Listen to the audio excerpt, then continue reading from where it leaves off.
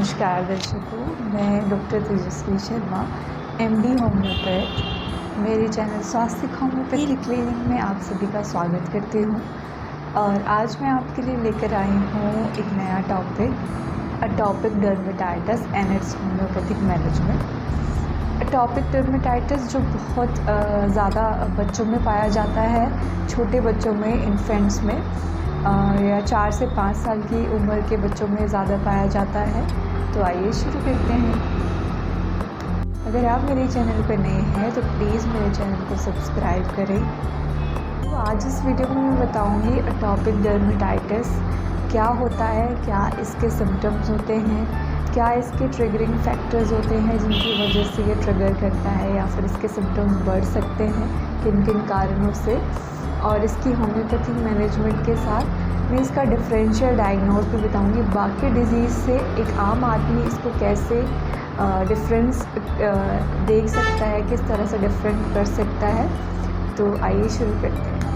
अटोपिक dermatitis eczema की ही एक form होती है, जैसे मैंने मेरी पहली वीडियो में बताया। मैं डिस्क्रिप्शन में इसका लिंक दे दूँगी। It's a type of eczema, skin inflammatory disease होती है जिसमें स्किन बैरियर्स जो होते हैं वो डिसरप्ट हो जाते हैं, जिससे स्किन से मॉइस्चर बाहर नहीं आ पाता और स्किन मॉइस्चर नहीं हो पाती। कॉमनली ये इन्फेंट्स में मिलता है, छोटे बच्चों में मिलता है। जनरली ये जेनेटिकली ट्रांसमिटेड डिजीज़ होती है, जेनेटिकली ये फैमिली टू फैमिली रन करती है।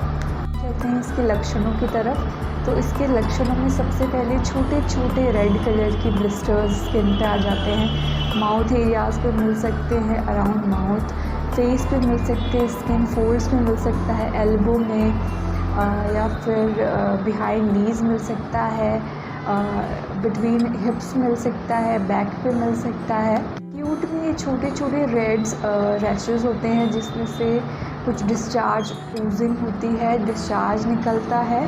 और क्रॉनिक में ये ड्राई और थिक स्किन हो जाती है। तो 2 तरह का ये होता है। इसके बाद ये अगला लक्षण है, ये जो स्लीप है उसको डिस्टर्ब करता है। बच्चा ईचिंग की वजह से सो नहीं पाता और ब्लीडिंग भी होती है स्क्रैचिंग के बाद।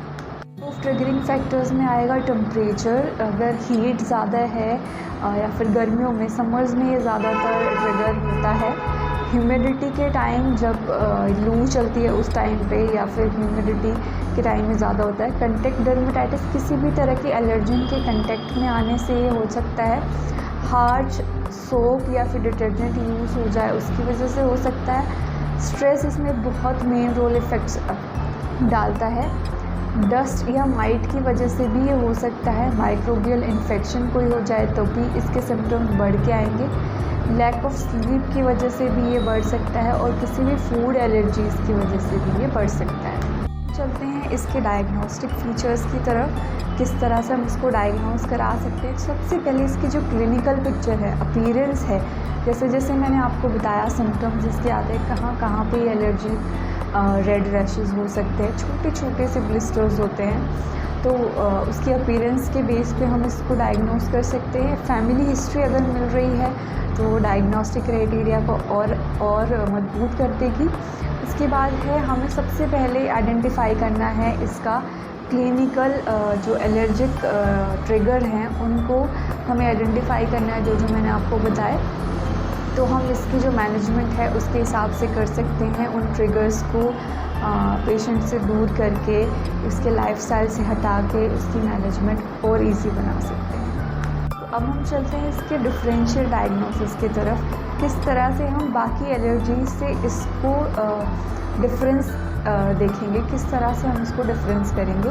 तो सबसे पहला डिफरेंशियल डायग्नोसिस है सीबोरिक डर्मेटाइटिस, जिसमें ड्राई स्केली रैशेस होते हैं स्कैल्प पे। ये अडल्ट और चिल्ड्रन दोनों में मिलता है। ये एक कैप फॉर्म में, जिस तरह से स्कैल्प पे कैप पहनी जाती है हेयर लाइन पे, उस तरह के रैशेस होते हैं। पूरे स्कैल्प पे येलो वाइट कलर के ये रहते हैं। तो इसको इस तरह से डायग्नोज किया जा सकता है। क्या है नुमुलर डर्मेटाइटिस, तो जैसे मैंने मेरी पहली वीडियो में बताया था, आपको लिंक डिस्क्रिप्शन में मिल जाएगा, आप देख सकते हैं। इसमें कॉइन शेप के स्केली इरप्शंस होते हैं जिनमें बहुत ज़्यादा ईचिंग होती है। तो इस तरह से इसको डिफरेंस किया जा सकता है। नंबर 3 है एलर्जिक डर्मेटाइटिस।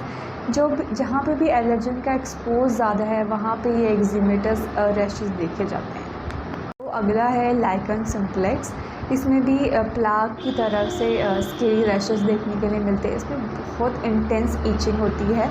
ईचिंग जैसे जब बढ़ती है रैशेस बढ़ते जाते हैं।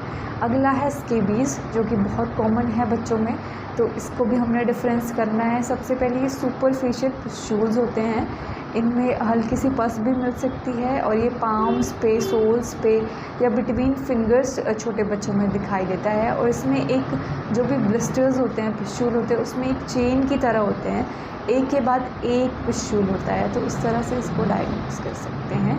अगला है हमारा जिंक डेफिशिएंसी। तो जिंक डेफिशिएंसी में भी ऐसे रैशेस मिल सकते हैं, लेकिन उसमें स्केल इरप्शंस अराउंड माउथ और एनस कॉमनली मिलते हैं। तो ये था डिफरेंशियल डायग्नोसिस, किस तरह से हम एटोपिक डर्मेटाइटिस को बाकी डिजीज़ से अलग करेंगे। अब हम चलते हैं होम्योपैथिक मैनेजमेंट की तरफ। अगर आप मेरे चैनल पे नए हैं तो प्लीज़ मेरे चैनल्स को सब्सक्राइब करें, जिससे मैं मोटिवेट रहूँ आगे की नई वीडियोस बनाने के लिए। और होम्योपैथिक जो मैनेजमेंट है वो आप किसी होम्योपैथिक फिजिशियन के पास जाकर ही मेडिसिन प्रिस्क्राइब कराएं। तो आइए चलते हैं। सबसे पहले हमारी मेडिसिन है रेस्टॉक्स 30, जिसमें रैशेस जो होंगे, रेड रैशेस होंगे, वो डैम्प या फिर रेनी सीज़न के टाइम एग्रावेट होते हैं, उस टाइम पे ज़्यादा दिखाई देते हैं। तो अगर ऐसे सिम्टम रेनी वेदर में मिल रहे हैं तो रेस्टॉक्स 30 बहुत अच्छा काम करती है। दवाई है मिज़ेरियम 30।